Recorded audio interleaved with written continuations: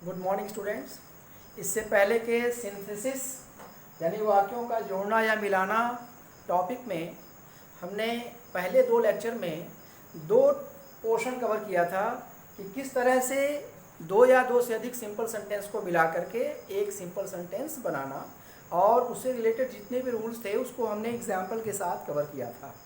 आज हम तीसरे वीडियो लेक्चर में सिंथेसिस टॉपिक में सीखेंगे कि किस तरह से दो या दो से अधिक सिंपल सेंटेंस को मिला करके एक कंपाउंड सेंटेंस यानी यौगिक वाक्य बनाया जाता है। इससे पहले मैंने आपको समझाया था कि सिंपल सेंटेंस किसे कहते हैं। Simple sentence means a sentence which contains only one finite verb is called a sentence simple sentence. यानी ऐसा वाक्य जिसमें केवल एक फाइनाइट वर्ब यानी क्रिया उपस्थित हो, ऐसे सेंटेंस को हम सिंपल सेंटेंस कहते हैं। कंपाउंड सेंटेंस किसे कहते हैं? ऐसा वाक्य जिसमें दो या दो से अधिक फाइनाइट वर्ब मौजूद हो, ऐसे सेंटेंस को हम कंपाउंड सेंटेंस कहते हैं। अब हम कैसे पहचानेंगे कि दिया हुआ सेंटेंस कंपाउंड सेंटेंस है? कंपाउंड सेंटेंस को पहचानने का आसान तरीका ये है कि कंपाउंड सेंटेंस में सदैव कोऑर्डिनेटिंग कंजंक्शन का प्रयोग करके दो या दो से अधिक वाक्यों को जोड़ा जाता है। इस तरह से कंपाउंड सेंटेंस को हिंदी में हम यौगिक वाक्य भी कहते हैं। यौगिक वाक्य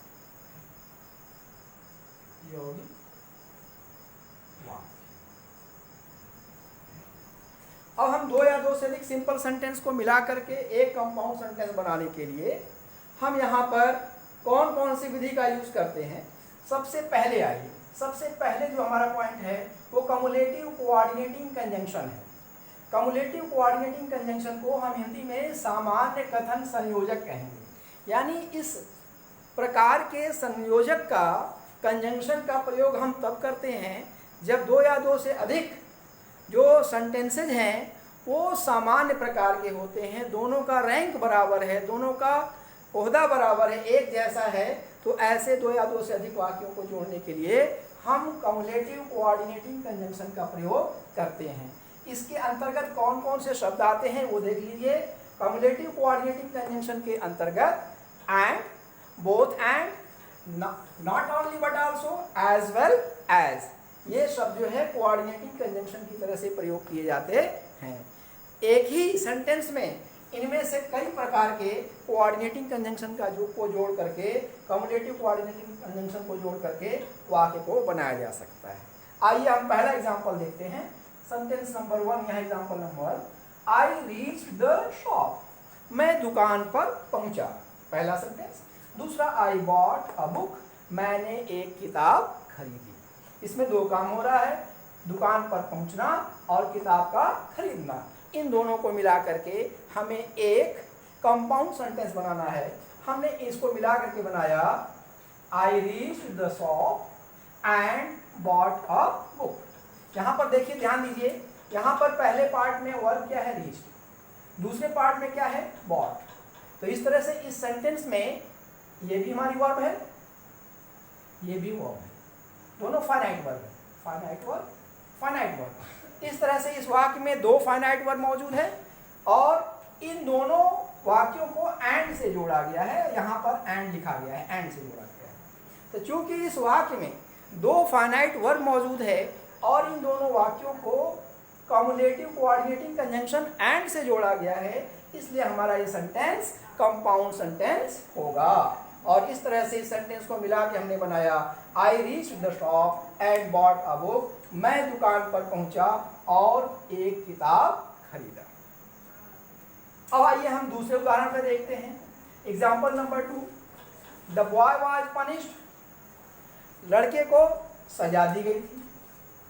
द बॉय वाज फाइंड, और लड़के को फाइन लगाया गया, दंड लगाया गया। दो वाक्य हैं, इसमें हम देख रहे हैं अब इन दोनों वाक्यों में यानी एक ही लड़के पर दो काम हुआ, उस पे उसको पनिश भी किया गया और उसको फाइन भी किया गया। अब इसको हम सेंटेंस को दोनों को मिलाएंगे।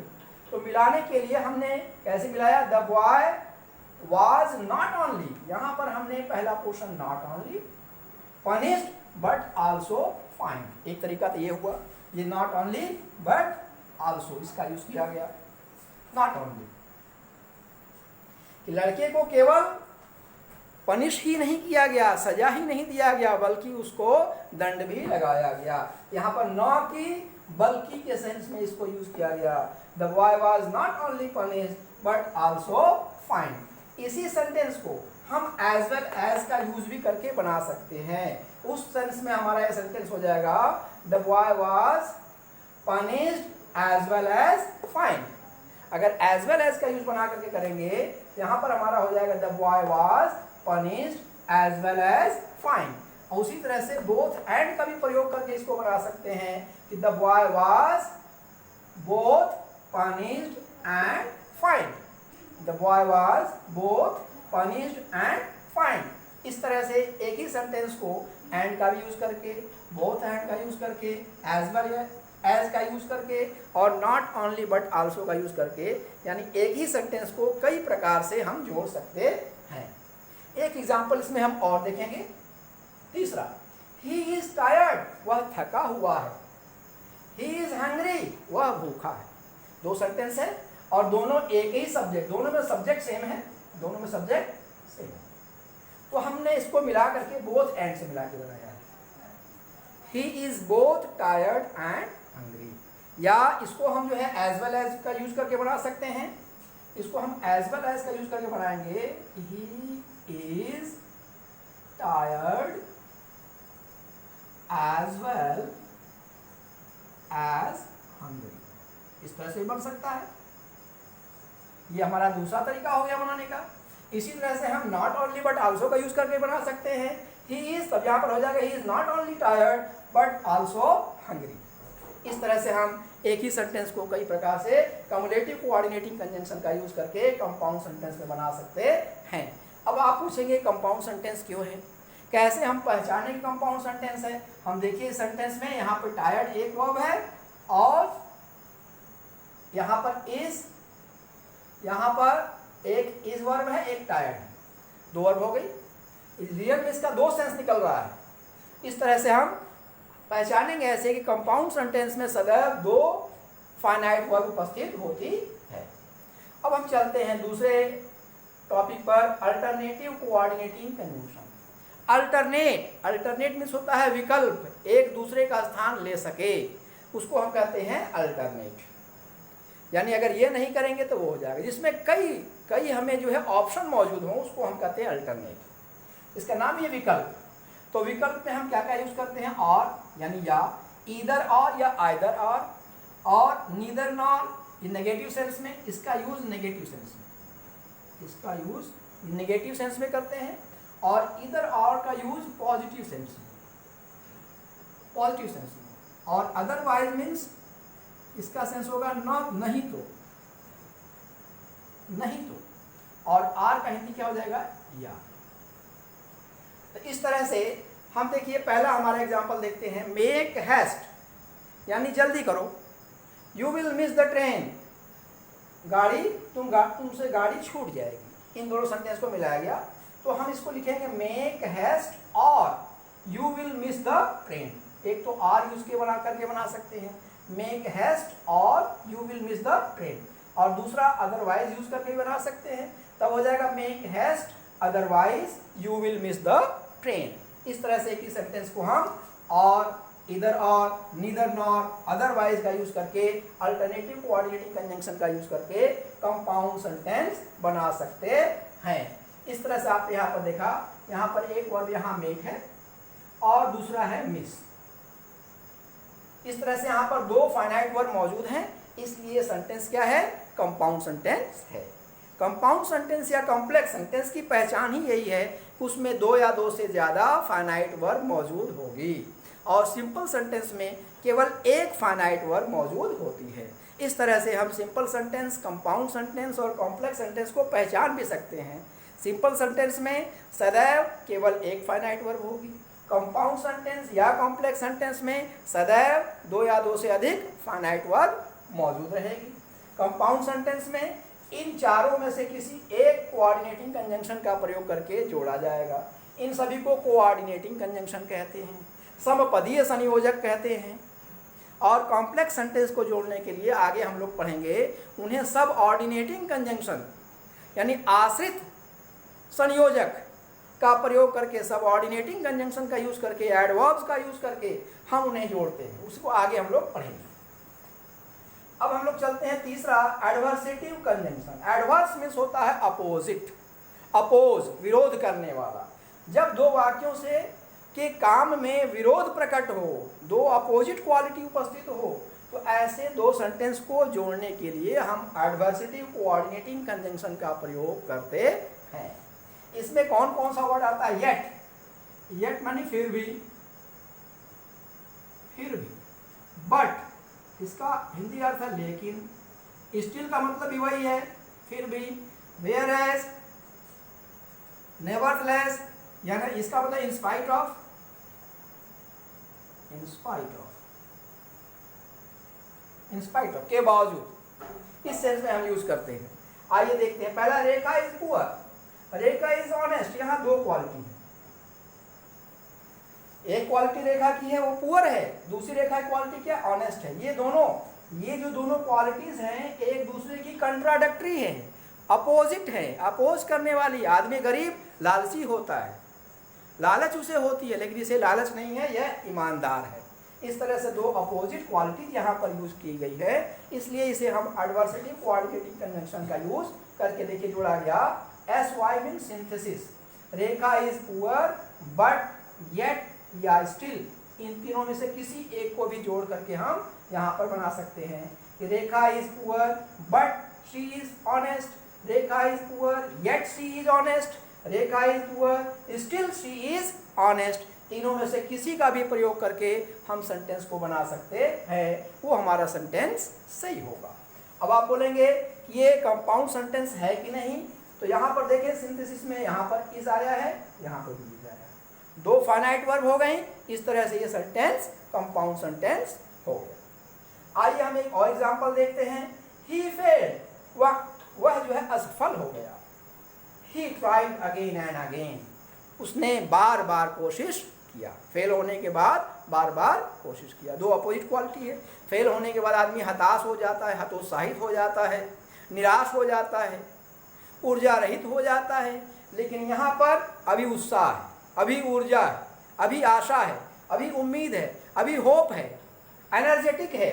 और इस तरह से दो अपोजिट क्वालिटी के लिए हमने यहाँ पर जोड़ा। ही फेल्ड येट, या तो येट जोड़ दे या स्टिल जोड़ दे, ठीक है। तो हमने मिला के लिखा he failed yet he tried again and again, या he failed still he tried again and again. इस तरह से मिलाकर इसको हमने कंपाउंड सेंटेंस में बदला। अब ये सेंटेंस कंपाउंड सेंटेंस कैसे पहचानेंगे है कि नहीं? वर्ब से। एक यहाँ पर वर्ब फेल्ड आई है और एक यहाँ पर ट्राइड आई है, दो क्रियाएं हैं। तो इस वाक्य में दो क्रियाएं मौजूद हैं, दोनों फाइनाइट वर्ब हैं, इसलिए वाक्य है कंपाउंड सेंटेंस। अब आइए हम फोर्थ पे चलते हैं, फोर्थ क्वालिटी, जिसका नाम है illative conjunction. Illative conjunction, illative conjunction को हिंदी में कहते हैं परिणाम बोधक संयोजक। यानी इलेटिव परिणाम मतलब कॉन्सिक्वेंट, कॉन्सिक्वेंस, रिजल्ट, इफेक्ट, जिससे कि उसका क्या परिणाम निकला, उसका आउटपुट क्या निकला, ये पता चले।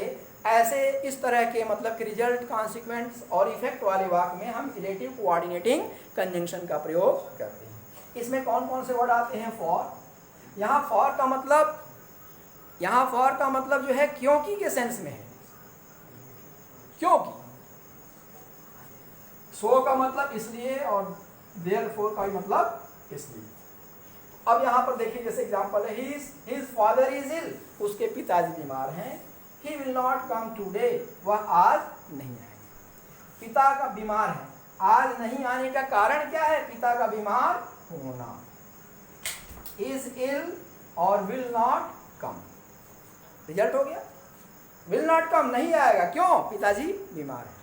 तो एक एक्टिविटी है, दूसरा उसका कॉन्सिक्वेंस है, उसका रिजल्ट है। इसको मिला के बनाया गया हिज फादर इज इल, सो या therefore he will not come today, इसलिए अतः वो आज विद्यालय में नहीं आएगा। तो इस तरह से अब हम एक बार फिर से रिवाइज कर लेते हैं, दोहरा लेते हैं। ध्यान से देख लीजिए, यहाँ पर दो या दो से अधिक सिंपल सेंटेंस को मिलाकर एक कंपाउंड सेंटेंस को बनाना या यौगिक वाक्य को बनाना। तो सबसे पहले आप कैसे पहचानेंगे दिया गया वाक्य कंपाउंड सेंटेंस है? एक कंपाउंड सेंटेंस में दो या दो से अधिक फाइनाइट वर्ब उपस्थित होती है। तो अगर से किसी वाक्य में दो या दो से अधिक फाइनाइट वर्ब उपस्थित हैं और उस वाक्य में कोऑर्डिनेटिंग कंजंक्शन का प्रयोग किया गया है, कोऑर्डिनेटिंग कंजंक्शन, कंजंक्शन की दो क्वालिटी है, याद रखिएगा। कंजंक्शन, कंजंक्शन दो तरह का होता है, सबऑर्डिनेटिंग और कोऑर्डिनेटिंग। ये जो सबऑर्डिनेटिंग कंजंक्शन है, अगर इसका प्रयोग किया गया है तो इससे बनने वाला सेंटेंस क्या होगा? कॉम्प्लेक्स होगा। और अगर कोऑर्डिनेटिंग कंजंक्शन का प्रयोग करके सेंटेंस बनाया गया है तो इससे बनने वाला सेंटेंस क्या होगा? कंपाउंड होगा। तो इस तरह से अगर किसी सेंटेंस में कोई कोऑर्डिनेटिंग कंजंक्शन का प्रयोग किया गया है तो वो सेंटेंस कंपाउंड सेंटेंस होगा। ये जितने सेंटेंस है सब कंपाउंड सेंटेंस हैं, इन सभी में कोऑर्डिनेटिंग कंजंक्शन का प्रयोग किया गया है। और अगर किसी सेंटेंस में सब ऑर्डिनेटिंग कंजंक्शन का प्रयोग किया गया है, इसके बाद वाले लेक्चर में हम जाएंगे। इससे अगले लेक्चर में सिंथेसिस में हम यही बताएंगे कि सिंपल सेंटेंस को मिलाकर कॉम्प्लेक्स सेंटेंस कैसे बनाया जाता है। उसमें हम जो है कवर करेंगे कि सब ऑर्डिनेटिंग कंजंक्शन क्या क्या होता है और उनको कैसे जोड़ा जाता है। याद रहेगा, कंपाउंड सेंटेंस में सदैव कोऑर्डिनेटिंग कंजंक्शन होता है। कोऑर्डिनेटिंग कंजंक्शन में सबसे पहला क्या है? कम्युलेटिव कोऑर्डिनेटिंग कंजंक्शन, यानी सामान्य कथन संयोजक। एक प्रकार के, एक नेचर के जो दो या दो से अधिक सेंटेंस हैं उनको जोड़ने के लिए हम कम्युलेटिव कोऑर्डिनेटिंग कंजंक्शन का प्रयोग करते हैं।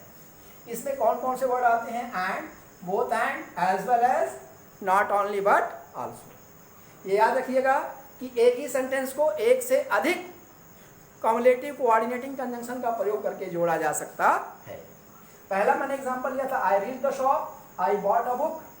इन दोनों को मिला के बनाया गया I read the shop and bought a book. मैं दुकान पर पहुंचा और एक किताब खरीदी। इसमें दो वर्ब रीड और बॉट मौजूद हैं, इसलिए सेंटेंस क्या है? कंपाउंड। दूसरा, और यहाँ पर एंड जो वर्ड है कोऑर्डिनेटिंग कंजंक्शन। दूसरा, the boy was punished, the boy was find. इसमें एक ही बॉय के ऊपर दो जो है यहाँ पर पनिशमेंट और फाइन, दो काम हो रहा है। इसको हमने जोड़ा, the boy was not only punished but also find. या इसी को हम दूसरे तरह से लिख सकते हैं, the boy was punished as well as fined. The boy was both punished and fined. इस तरह से भी आप बना सकते हैं। तीसरा, he is tired, he is hungry. इसमें भी सब्जेक्ट एक ही है और उसकी दो एक्टिविटी है, टायर्ड भी है और वो हंग्री भी है, दो क्वालिटी है, दोनों को मिलाया गया, इसको बनाया he is both tired and hungry. या इसको एज वेल एज से बना सकते हैं, he is tired as well as hungry. या he is not only tired but also hungry. अब दूसरा हमारा जो है अल्टरनेटिव कंजंक्शन है, जिसमें विकल्प होता है, ऑप्शन होता है। और इसमें कौन कौन से वर्ड आते हैं? और, आइदर और या इधर और, नाइदर नॉर या नीदर नॉर और अदरवाइज। इसका मतलब या और इधर और ये पॉजिटिव सेंस में यूज किया जाता है, नीदर नॉर को नेगेटिव सेंस में यूज किया जाता है, अदरवाइज नहीं तो या। आइए देखते हैं, make haste, you will miss the train. इसको मिलाया गया मेक हेस्ट। इसमें और भी जोड़ सकते हैं, अदरवाइज भी जोड़ सकते हैं, मेक हेस्ट और otherwise you will miss the train. तीसरा हमारा क्या है? एडवर्सेटिव कंजंक्शन या विरोधाभासी संयोजक। इसमें विरोध प्रकट होता है, अपोजिशन प्रकट होता है, दो अपोजिट आइडियाज होते हैं। जैसे रेखा इज पुअर, पुअर एक क्वालिटी है, रेखा इज ऑनेस्ट, ऑनेस्ट एक क्वालिटी। यहाँ दो क्वालिटी पुअर एंड ऑनेस्ट है, दोनों एक दूसरे की कंट्राडिक्टरी हैं, दोनों एक दूसरे की अपोजिट हैं। तो इन दोनों को मिलाया गया, रेखा इज पुअर बट येट या स्टिल, तीनों में से कोई भी वर्ड आप जोड़ सकते हैं, तीनों सही होगा। Rekha is poor but she is honest या रेखा is poor yet she is honest, Rekha is poor still she is honest। तीनों में से कोई भी आप एडवर्सेटिव कोऑर्डिनेटिंग कंजंक्शन जोड़ करके इसको कंपाउंड सेंटेंस में बना सकते हैं। तो उसी तरह से दूसरा एग्जांपल है, he failed, he tried again and again. He failed, वह असफल हो गया. He tried again and again, उसने बार बार कोशिश किया. यहाँ पे विरोधाभास है.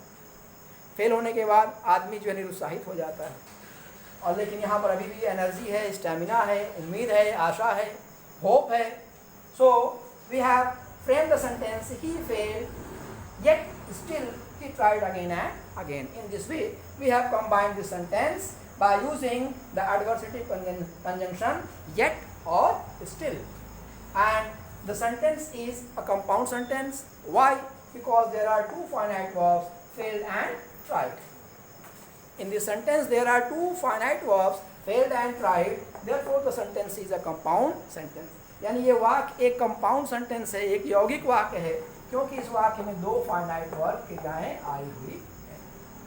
चौथा आपका है इलेटिव कंजंक्शन. इसको हिंदी में कहते हैं परिणाम बोधक संयोजक. इसमें वर्ड होते हैं फॉर, सो, देयरफॉर आता है. यहाँ फॉर मतलब क्योंकि है, सो आता है, देयरफॉर इसलिए है. तो इलेटिव मीन्स होता है रिजल्ट, कॉन्सिक्वेंस, इफेक्ट. एक कोई एक्टिविटी हो रही है, when an activity is done and there is some result, some effect, some consequence, some output of the activity. तो ऐसे सेंस में हम इलेटिव कोऑर्डिनेटिंग कंजंक्शन का प्रयोग करते हैं. एग्जाम्पल हम यहाँ देखें, his father is ill, he will not come today. एक एक्टिविटी क्या है, is ill, बीमार है. इसका रिजल्ट क्या हो रहा है, not come today to school, आज मतलब कि वह नहीं आएगा. इस तरह से हमने यहाँ बोला his father is ill, यहाँ पर so लगा देंगे या therefore लगा देंगे, he will not come. तो इस तरह से हमने आज के वीडियो लेक्चर में किस तरह से सिंपल सेंटेंस, दो या दो से अधिक सिंपल सेंटेंस को जोड़कर एक कंपाउंड सेंटेंस में चेंज करेंगे, आज हमने कवर किया है. अब आप सभी लोग इससे रिलेटेड जितनी एक्सरसाइजेज हैं उसके क्वेश्चंस को सॉल्व करें, और जो नहीं आता है उसको लास्ट में जब हम लोग समरी करेंगे उसको कवर करेंगे. इसके बाद के वीडियो लेक्चर में, अगले लेक्चर में हम लोग सिंपल दो या दो से अधिक सिंपल सेंटेंस को जोड़ करके एक कॉम्प्लेक्स सेंटेंस बनाने के बारे में कवर करेंगे. अगर आपको ये वीडियो अच्छा लगा हो, समझ में आया हो, तो I request you to like the lecture and subscribe the channel, so that we get the energy, stamina, hope to deliver you with more energetic form, जिससे कि और अच्छे से हम कर सकें. आज के लिए बस इतना ही, दोबारा फिर मिलेंगे. Thank you.